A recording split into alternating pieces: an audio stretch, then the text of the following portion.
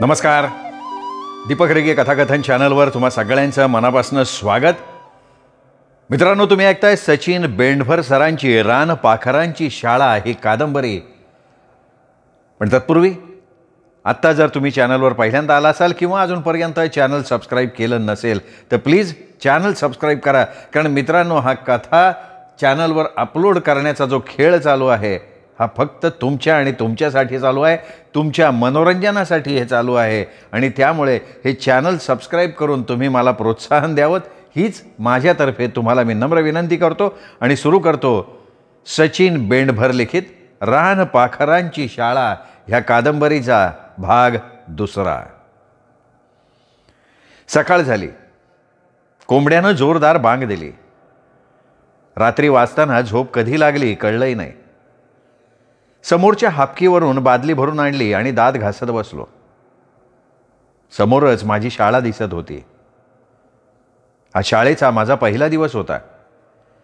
दिवस कसा असेल याचीच उत्सुकता लागून राहिली होती. 10 वाजता शाळा असल्यामुळे मी माझं गडबडीनं उरकत होतो. दात घासून तोंड धुतलं. तांब्या ठेवायला खोलीत आलो तर टेबलवर चहाचा कप दिसला. कप कोणीतरी आत्ताच ठेवला होता, कारण त्यातून गरम वाफा सपशेल दिसत होत्या. मी तांब्या ठेवला, चहा घेतला. चहा घेता घेता मनात एकच विचार येत होता, चहाचा कप असा न सांगता कोणी ठेवला असेल बरं? ज्यांनी चहाचा कप ठेवला त्यांनीच काल खोलीची स्वच्छता तर नसेल ना केली. चला जाऊ द्या, कोणीतरी आपला एखादा हितचिंतक असावा असं म्हणत मी चहाचा कप खाली ठेवला आणि आंघोळीला गेलो. माझं स्वतःचं सगळं आवरून मी कंप्लीट 10 वाजता शाळा उघडली. शाळेच्या कोपऱ्यात झालेल्या जाळ्या झाडून काढल्या. अजून शाळेत एकही मुलगा आलेला नव्हता. शाळेत तर काहीच नव्हतं, अगदी टेबल खुर्ची आणि फळासुद्धा. शाळेची भिंत गणितं सोडवून रंगवली होती. ती भिंत मी फडक्याने पुसून घेतली. शाळेचं रजिस्टर, दैनिक हजेरे आणि इतर कागदपत्र एका लोखंडी पेटीत होती. पेटी उघडून त्यातलं रजिस्टर आणि फाईलवर मी एकवार नजर टाकली. अस्ताव्यस्त टाकलेल्या फाईल्स व्यवस्थित जुळवून लावल्या आणि मग पेटी लावून मी ती एका कोपऱ्यात ठेवून दिली. 10:30 वाजले. अजून शाळेकडे कोणी चिटपाखरू फिरकलं नव्हतं. मी मुलांची वाट बघत शाळेच्या पायरीवर बसलो होतो. 10:30चे 11 झाले, 11चे 12 झाले तरी अजून कोणी आलं नव्हतं. काही वेळानंतर एक मुलगा चकार घेऊन येताना दिसला. सायकलच्या रिमला काठीनं बडवत तोंडाची हँग गाडी करत तो माझ्याच दिशेनं येत होता. कुठेतरी आता आशेचा किरण मला दिसायला लागला. मी त्याला आडवा जाऊन जागेवर थांबवलं. नाव काय रे तुझं? मी विचारलं. मंगळे. कितवीला आहेस? 3रीला. मी आजपासून तुम्हाला शिकवायला आलो आहे. बाकीची पोरं कुठे आहेत? मी त्यांना बोलून आणतो की गुरुजी. पण तू आज शाळेत का नाही आला? आणि हे काय घेऊन फिरतोयस गाववर? त्यांनी मान खाली घातली. मी म्हणालो, बरं ते जाऊ दे, सगळ्यांना घेऊन 10 मिनिटं शाळेवर ये. हां वय गुरुजी. नाही तर तिथेच बस गोट्या खेळत. तो नुसता हसला आणि चकार माघारी फिरवून त्यांनी जोरात आरोळी ठोकली. यशया खंड्या जाण्या, अरे आपल्याला गुरुजींनी बोलवले, चला शाळेत. मंगळ्यानं बघता बघता सगळ्या गावाला वेढा मारला आणि 5-10 मिनिटात सगळी पोरं घेऊन आला. तेव्हा मला समजलं की हा मंगळ्या मोठा कामाचा माणूस आहे आपल्यासाठी. मग मी मंगळ्याला जवळ बोलवलं आणि विचारलं, मंगळ्या, शाळेला पोषण आहार मिळतो का? वय गुरुजी. कुठे शिजवतात? शांताबाईच्या घरी. आज येणार ना? मग येईन की. मधल्या सुट्टीत बाई घेऊन येतात म्हणून समधी पोरं शाळेत मधल्या सुट्टीतच येतात. पण आजपासून असं चालणार नाही बरं का. तुम्ही रोज शाळेत आलं पाहिजे. वय गुरुजी. देशमुख गुरुजींनी बरोबर सांगितलं होतं की मुलांना आपलंसं करण्यासाठी मला त्यांच्या भाषेत बोलायला पाहिजे. सुरुवातीला मुलांना शाळेची गोडी वाटली पाहिजे. सगळी पोरं माझ्याकडे टाकामाका बघत होती. आपलं नवीन गुरुजी म्हणून त्यांच्या डोळ्यात असलेली उत्सुकता मला जाणवत होती. मी त्यांना प्रेमानं जवळ घेत सगळ्यांची नावं विचारली. मग कोण कितवीला शिकतो याची माहिती घेतली. मग मंगळ्यानं थोडं डेअरिंग करत जरा भीत विचारलं, गुरुजी तुमचं नाव सांगा की. या अनपेक्षित प्रश्नानं मी स्मितहास्य केलं. मग मी जाई आणि जुबीला वर्ग झाडायला सांगितला. बाकीच्या पोरांनी तोपर्यंत आजूबाजूचा कचरा, पानं, कागद उचलून एका ठिकाणी टाकून दिली. वर्गाची झाडलोट झाल्यावर सगळी मुलं वर्गात बसली. मी मास्टरवर सही केली. विद्यार्थी हजेरी काढून मुलांची हजेरी घेतली. पहिलीत 3, दुसरीत 3, तिसरीत 4 आणि चौथीत 5 अशी एकूण 15 पोरं होती. 15 पैकी 11 हजर होते. 4 पोरं घरी होती. मानकू, दत्तू, लखू आणि धाना. मग मी त्यांची वैयक्तिक चौकशी करत म्हणालो, हा मानकू कुठे गेला रे? त्यो ढोराकडे गेलाय. आणि दत्तू? मामाच्या घरी गेलाय पाहुणा. लखू? त्यो आजारी आहे गुरुजी, त्याला ताप आलाय. धाना? त्याच्या बहिणीला सांभाळतोय गुरुजी. आत्तापर्यंत शांत बसलेल्या मंगळ्यानं तोंड उघडलं होतं. बरं ठीक आहे, पण एक लक्षात ठेवा, आता इथून पुढं कोणी घरी राहायचं नाही. समध्यानी शाळेत यायचं, व्यवस्थित अभ्यास करायचा, चांगल्या मार्काने पास व्हायचं. बरं, आज मी तुम्हाला छानशी गोष्ट सांगतो. अहो, गोष्ट म्हटल्यावर मुलांचे चेहरेच उजळले. मुलं खडबडून जागी झाली. काही कुबड काढून बसलेली मुलं गोष्ट म्हणताच ताड बसली. कोमेजलेली झाडं अचानक चिंब भिजावी आणि त्यांना टवटवी यावी तशीच काहीशी छटा मला मुलांच्या दिसत होती. मग मी म्हटलं, आज मी तुम्हाला एका भानाची गोष्ट सांगणार आहे. गोष्टीचं नाव आहे भानाचं भूत. मुलांनी कान टवकारले आणि मी गोष्टीला सुरुवात केली. शिवापूर नावाच्या छोट्याशा गावात भाना नावाचा एक गरीब माणूस राहत होता. बायजाबरोबर त्याचा संसार सुखानं चालला होता. त्यांना एक मुलगा होता, त्याचं नाव बंड्या. हा बंड्या खूप खोडकर होता. बायजा नेहमी त्याला काही ना काही बोलायची, कधी कधी शिक्षा करायची, पण त्याच्या खोड्या कधी बंद झाल्या नाहीत. असा हा खोडकर बंड्या भानाचा खूप लाडका होता. अशा रीतीनं भाना, बायजा आणि बंड्या अशी इन 3 माणसं भानाच्या कुटुंबात होती. भानाकडे शेती होती, पण ती खूप कमी, म्हणजे फक्त 1.5 एकर होती. त्या 1.5 एकरात भाना आणि बायजा कष्ट करत घाम गाळत होते, जीवन जगत होते. भाना रोज सकाळी उठून लवकर शेतावर जात असे. बायजा घरचा स्वयंपाक करून बंड्याला शाळेत सोडायची, मग भानाला भाकरी बांधून शेतावर यायची. तोपर्यंत दुपारचे 12-12:30 व्हायचे. भानाच्या पोटात कावळे कोरडायचे. भाना बायजानं आणलेल्या चटणी भाकरीबरोबर तुटून पाडायचा. मग बायजासुद्धा त्याच्याबरोबर तिथे जेवण करायची. भानानं खाल्ल्याशिवाय ती एक घासही खायची नाही. दिवसामागून दिवस गेले. भानाचा ऊस डोक्या इतका झाला. भाना आणि बायजाच्या कष्टाचं चीज झालं, पण आता कामाचा लोड वाढायला लागला. त्यात वेळी यावेळी लाईट गेल्यामुळे शेतीची कामं उरकणं कठीण जायचं. मग कधीकधी उसाला पाणी देण्यासाठी भाना शेतावर असलेल्या सपरातच राहायचा. मग दुसऱ्या दिवशी बायजा त्याला लवकर भाकरी घेऊन जायची. अशाच एक दिवशी भाना उसाला पाणी देत होता. दिवस मावळला तरी भानाचं काम काही संपलं नव्हतं. मग भानानं रात्री शेतावर थांबण्याचा निर्णय घेतला. बायजाला घरी जायला सांगितलं. बायजा घरी गेली. भानाचं काम शेतावर चालूच. रात्र झाली. काळाकुट्ट अंधार दाटला होता. भाना कंदिलाच्या प्रकाशात आंधळ्या माणसासारखा चाचपडत चालला होता. रातकिडे त्या भयान शांततेत किर्र असा भेसूर आवाज करत ते शांततेचा भंग करत होते. मध्येच एखादा कोल्हे कोही करायचा. भाना पालापाचोळा तुडवत झोपडीपाशी आला. झोपडीच्या तोंडाला त्याने कंदील लटकवला आणि भाकरी सोडली. दुसऱ्या दिवशी बायजाने टोपलीत लसणाची चटणी आणि वांग्याचं भरीत भाकरी ठेवली. त्यात 2-3 भाकरी ठेवल्या. त्या फडक्यानं बांधल्या टोपली डोक्यावर ठेवली. आता तिची पावलं शेताकडे झपाझपा निघाली. काल रात्री भाना उसाला पाणी देण्यासाठी म्हणून तिथेच थांबला होता.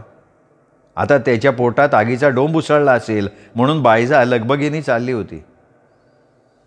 बायजा शेतावर पोचली आणि समोर दिसलेल्या प्रसंगानं ती जागेवर थबकली. डोक्यावरची पाटी तशीच खाली पडली. तिच्या डोळ्यांवर विश्वास बसेना. समोर झोपडी जळून खाक झाली होती. राखेत हाडाचा सापळा दिसत होता. तिचे डोळे पाणवले आणि एकच किंकाळी घुमली, धनी. आजूबाजूच्या शेतावर काम करणारी माणसं धावत तिथे आली.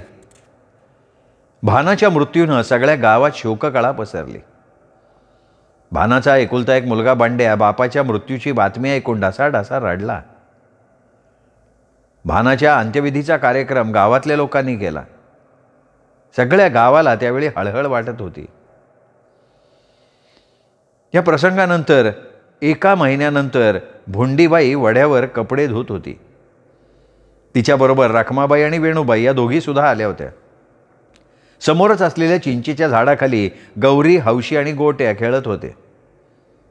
तुकाराम बैलाला पाणी पाजत होता. कपडे धुता धुता भोंडीबाईची नजर समोर गेली आणि तिची बोबडीच वळाली. काय झालं बाई, एके दात खेळी बसायला तुझी? रखमानं विचारलं. भोंडीबाईनं थरथरत हातानं समोर बोट केलं तसं रखमा आणि वेणूबाईनं समोर बघितलं. त्या दोघींची गाळण उडाली आणि भूत भूत भूत तिघीही जोरात किंचाळायला लागल्या. तुकारामनं त्या बाजूला बघितलं तर त्यांच्यासमोर धिप्पाड देहाचा तो भाना उभा होता. हे बघून तुकारामाचीही पाचावर धारण बसली. झाडाखाली खेळणाऱ्या पोरांनी त्याला बघितलं आणि चड्डीतच कार्यक्रम ओरखला. पोरं झिंगाट पळत सुटली. तुकानं संधी साधून पळ काढला. बायांनी कपड्याच्या बादल्या तिथेच टाकल्या, धूम ठोकली आणि हां हां म्हणता भानाच्या भूताची बातमी गावभर पसरली.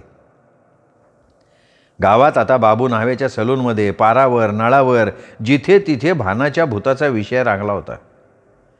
आता कोणी वड्याकडे जायची हिंमत करत नव्हतं. ऊस तर डोक्याच्या वर निघाला होता. आता गावातल्या लोकांना सगळ्यात मोठा प्रश्न पडला तो म्हणजे ऊस काढायचा कसा. दुपटीनं रोज दिला तरी वड्याकडे यायचं धाडस कोणी करत नव्हतं.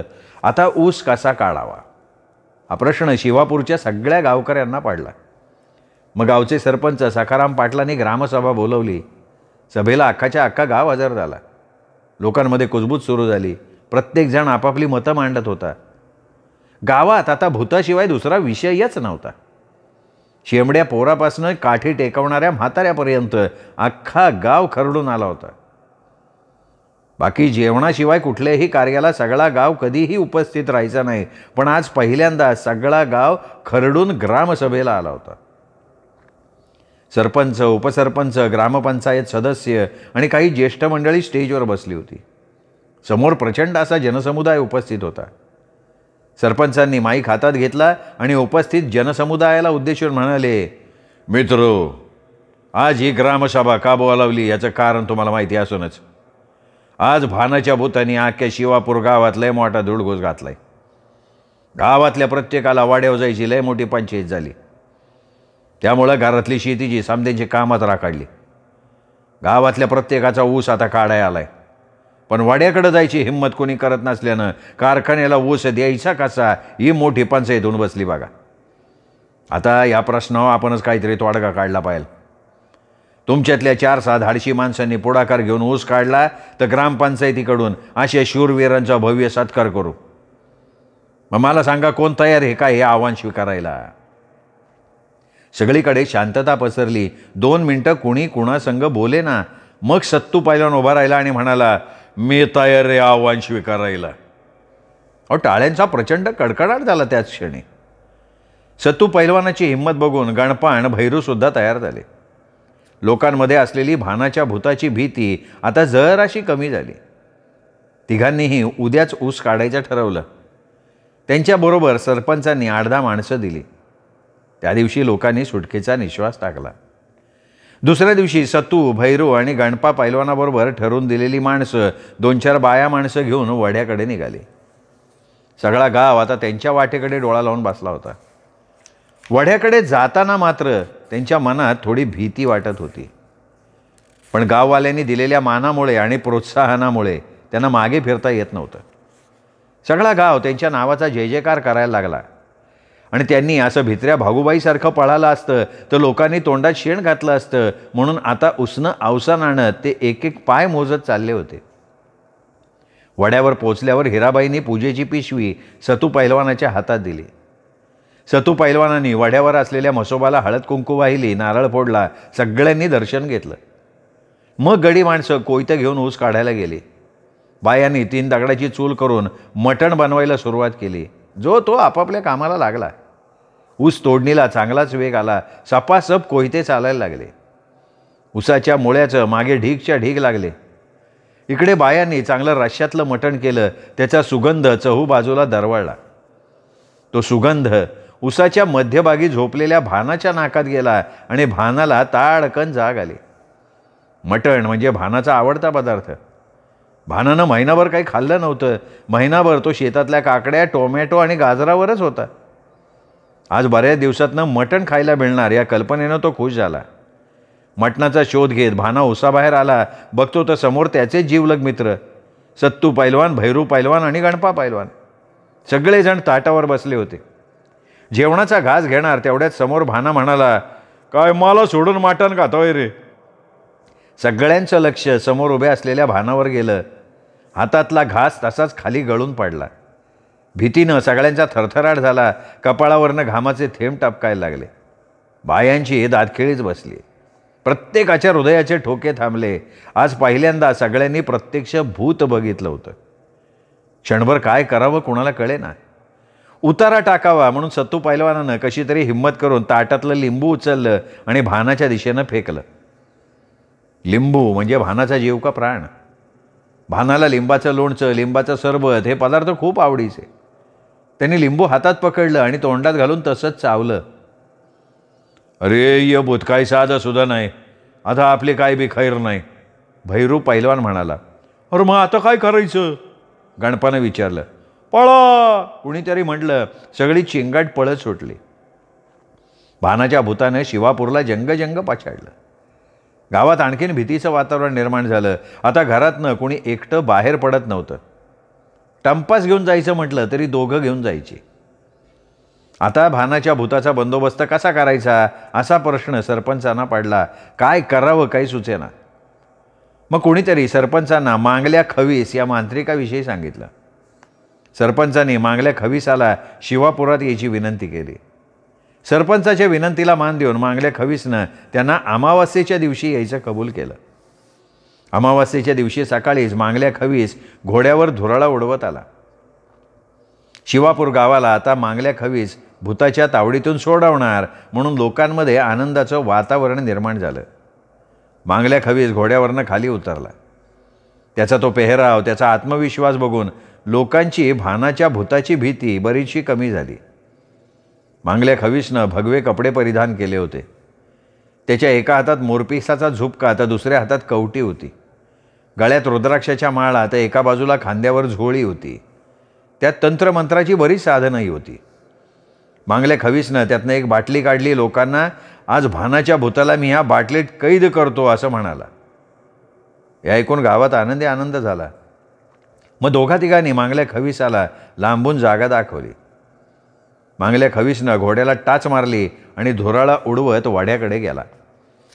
मांगल्या खवीस आता भानाच्या भूताचा बंदोबस्त करणार म्हणून गाव आता मांगल्या खवीसाच्या परतण्याची वाट बघत बसला.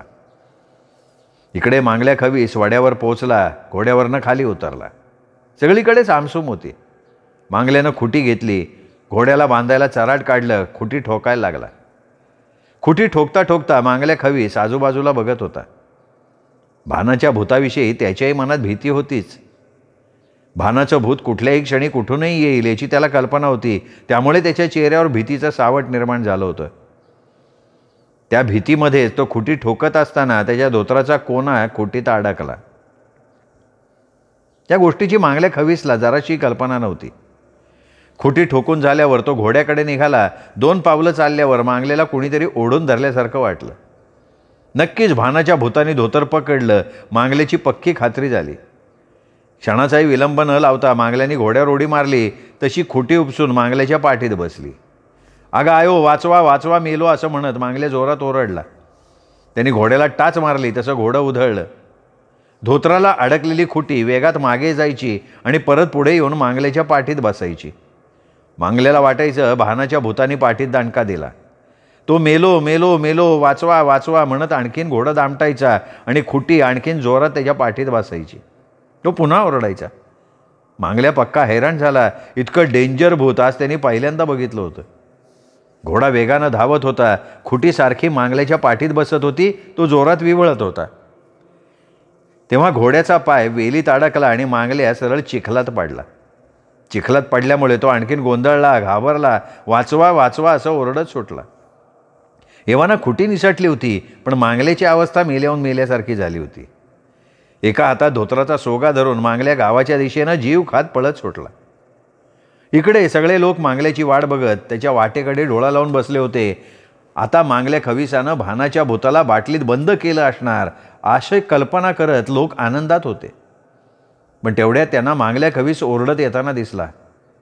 मांगल्या चिखलानं बरबटला होता. त्याच्या पाठीवर लाल रक्त दिसत होतं. जवळ येऊन त्यांनी धापा टाकत मेलो मेलो म्हटलं. मग लोकांना जास्तच भीती वाटायला लागली, कारण भानाच्या भूतानं आज जास्त उग्र रूप दाखवलेलं होतं. मांगल्या खविसासारख्या प्रसिद्ध मांत्रिकाची ही अवस्था बघून भानाचं भूत म्हणताना लोकांची बोबडी वळायला लागली. सरपंच आणि ग्रामस्थांचं तर आता डोकं चावड झालं. काय करावं काही सुचेना. गावानं भानाच्या भूताचा फार मोठा धसका घेतला होता. उद्या शेवटी आपण गावच सोडून जायचं या निर्णयापर्यंत सरपंच आले आणि ह्या मुद्द्याला सगळ्यांनी सहमतीसुद्धा दिली. संध्याकाळ झाली. भाना उसातनं बाहेर आला. आज बायजा आणि बांड्याची त्याला खूप आठवण येत होती. मन भक्कम करून तो गावात आला. भानाला बघितल्याबरोबर लोकांनी पटापटा दारं खिडक्या लावून टाकली. सगळा गाव आपापल्या ह्या घरामध्ये लपून बसला. भाना घरी आला. बायजा स्वयंपाक करत होती. तिच्या शेजारी बांड्या अभ्यास करत होता. अचानक बांड्याचं लक्ष समोर गेलं. काही न बोलता त्यांनी फक्त एका हातानं आईला हलवलं. बायजानं दारात बघितलं तर दारात भाना उभा होता. तिच्या डोळ्यावर तिचा विश्वास बसेना. ती धावत भानाकडे निघाली. क्षणभर जागेवर थांबली. अगं बायजा, मी आहे तुझा भाना. भानाच्या डोळ्यात पाणी तरळलं. म्हणजे तुम्ही? अगं मला काय बी झालं नाही. मी मेलेलो नाही. मी जित आहे. मी जित आहे अक्का तुझ्या पुढं. बायजा थोडी पुढे आली. भानाला हलकासा स्पर्श केला आणि तिची मनोमन खात्री पटली की हा आपला भानाच आहे. तिने लगेच भानाला मिठीच मारली. अहो कुठं होता इतकी दिवस आम्हाला सोडून? बायजा गळा काढून रडायला लागली. तिच्या रडण्याचा आवाज ऐकून लोक दरवाजा उघडून घरातनं बाहेर आले. अहो सरपंच, अहो पाटील, माझा भाना मिळाला नाही. माझा भाना जितताय बघा की. सरपंच, गावचे पाटील, गावचे ग्रामस्थ भीत भानासमोर आले. एक दोघांनी भानाला हलूच बोट लावून बघितलं. भाना माणूसच आहे याची खात्री पटल्यावर सगळेजण भानाच्या गळ्यात पडले. तेवढ्यात सरपंच म्हणाले, अरे भाना, मग आम्ही जाळला तो हाडाचा सापळा कोणाचा होता? सरपंचाच्या ह्या प्रश्नानं भानाच्या गळ्यात पडलेले बाजूला झाले. बाजूला उभे असलेले 4 हात मागे सरकले. घाबरू नका, त्यो मी नव्हतो. अरे मग होतं कोणते? अहो त्यो एक साधू होता. साधू? कोणचा साधू आता? हे बघा, आता मी तुम्हाला स्पष्ट सांगतो ती स्टोरी. काय झालं, त्या दिवशी शेतीचं जादा काम असल्यावर मी तिथं थांबलो का नाही. आता उसाला पाणी द्यायला मी तिथं थांबलो. उसाला पाणी लावून मी डबा खायला सापरात आलो. डबा उघडला तेव्हा एक साधू अल्लग निरंजन म्हणत तिथं आला. तो भुकेलेला होता. मग मी त्याला माझ्याबरोबर जेवायला घातलं. जेवण झाल्यावर त्याने आपल्या झोळीतली चिलीम काढली, बसला वडत. मी गेलो उसाकडं. चिलीम वाढता वाढता त्या साधूला आली गुंगी. तो गेला झोप. त्याच्या हातातल्या पेटत्या चिलमीनं सापराने घेतला पेट. तेव्हा तो साधू सापरातच मिळाला. मी आल्यावर बघितलं. मला वाटलं आता पोलीस येणार, आपल्याला पकडणार. काय करावं काय सुचना. शेवटी जाऊन उसात लपून बसलो. मग त्याच्या पुढचं समजा तुम्हाला माहिती आहे की. हे सांगताना भाना भारावून गेला. त्याचे डोळे पाणवले. तेव्हा सरपंच त्याच्या खांद्यावर हात टाकून बोलले, अरे भाना, जे घडायचं ते विधी लिखित होतं, त्यात तुझा काय बी दोष नाही.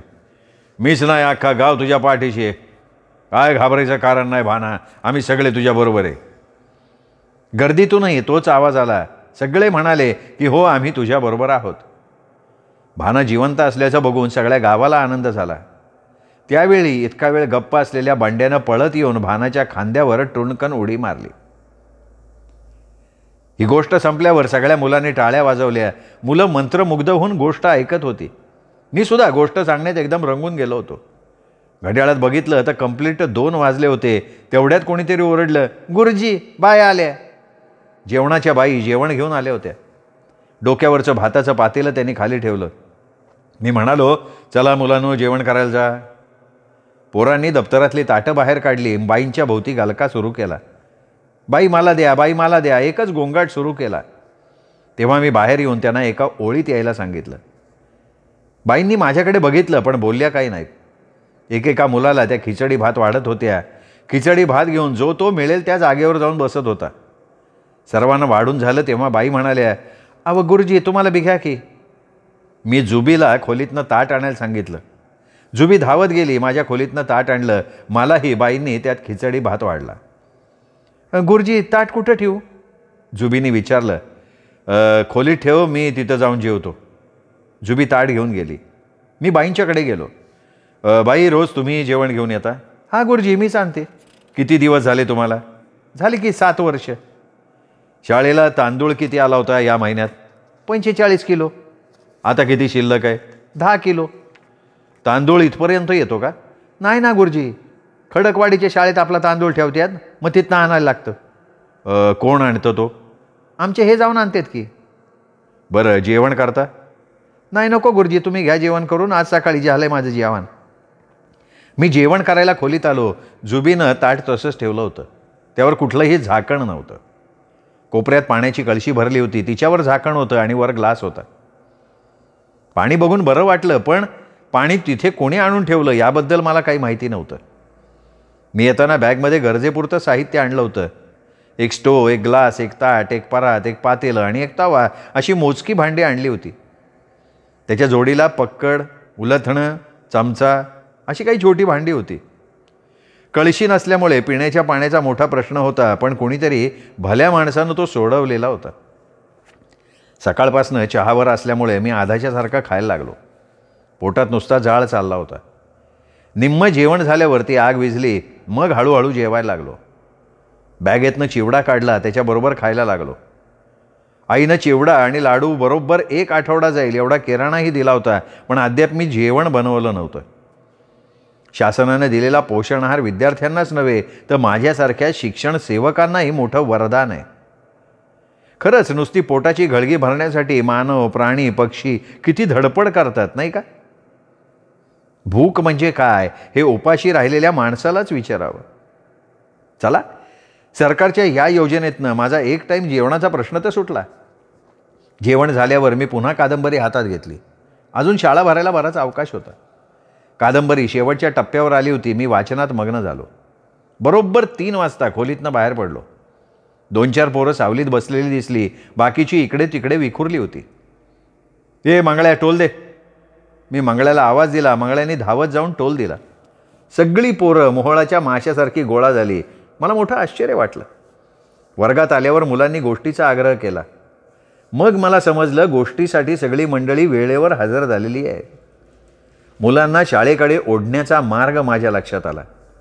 मुलांना गाणी, गोष्टी, नकला, खेळ यासारखे उपक्रम घेऊन त्यांना शाळेची गोडी लावावी. शिक्षण प्रक्रिया ही पूर्ण आनंददायी करावी आणि त्यातूनच पुढे आपण त्यांना अध्ययनाकडे घेऊन जाऊ शकतो याची मला खात्री पटत होती. मग मी त्यांना जावयाची फजिती नावाची एक चांगली मनोरंजनात्मक कथा सांगितली. 4 वाजले. मुलांची दुपारची हजेरी घेतली. मग मुलांचा वर्गात ठो हा खेळ घेतला. सुरुवातीला मुलांच्या खेळ लक्षात आला नाही. मी परत व्यवस्थित समजावून सांगितला. निम्म्या मुलांना खेळ समजला. तो खेळ असा होता की 5व्या अंकाला ठो म्हटल्यावर मुलांना एकेकाला अंक म्हणायला सांगायचा. 1 2 3 4 ठो, 1 2 3 4 ठो, 1 2 3 4 ठो. जो 1 2 3 4 नंतर ठो न म्हणता 5 म्हणेल तो मुलगा बाद. खेळ अगदी सोपा होता, पण ओघात अनेक जण ठोच्या ऐवजी 5 म्हणायचे. मी त्यांना बाद केलं. सगळ्या शेवटी मानकू आणि जुबी राहिली. दोघेही व्यवस्थित म्हणत होते. शेवटी ओघानं मानकू 5 म्हणाला आणि जुबी विजयी झाली. त्यावेळी मी तिची पाठ थोपट तिला शाबासकी दिली. सगळ्यांनी टाळ्या वाजवल्या.